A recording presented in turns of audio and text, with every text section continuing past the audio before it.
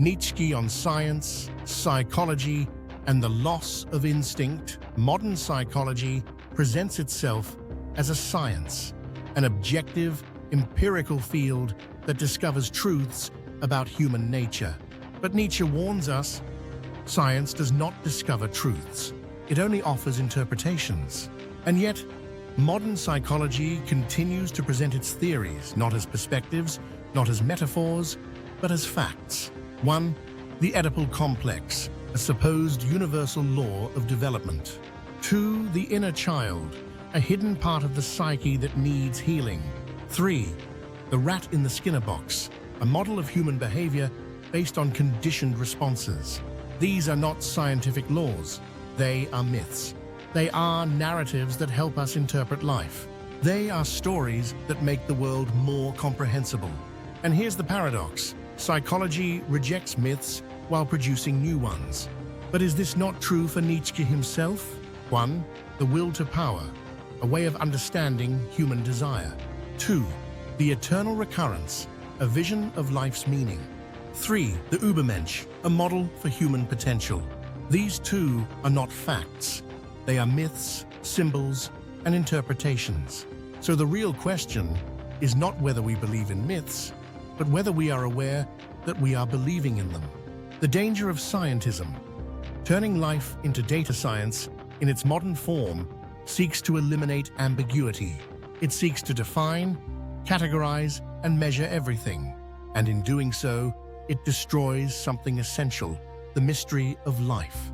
Science turns the world into something that can be measured and appraised, thereby eliminating the ambiguity of existence and losing a taste of reverence for everything that lies beyond your horizon.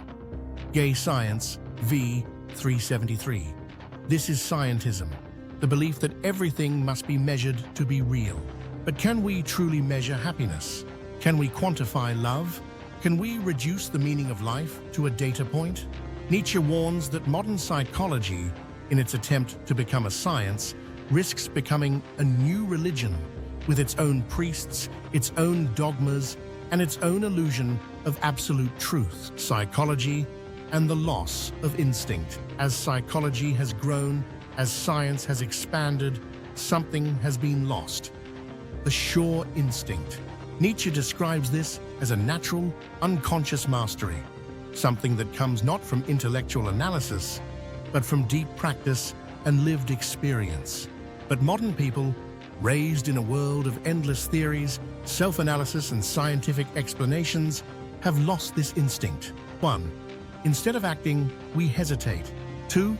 Instead of trusting our gut, we analyze. 3. Instead of creating values, we look for expert opinions. Modern persons, with their scientific mindsets, lost the sure instinct, which is achieved by continued practice, making one's responses perfect and automatic. Will to power, I-68. And what has filled the void? Experts, therapists, psychologists.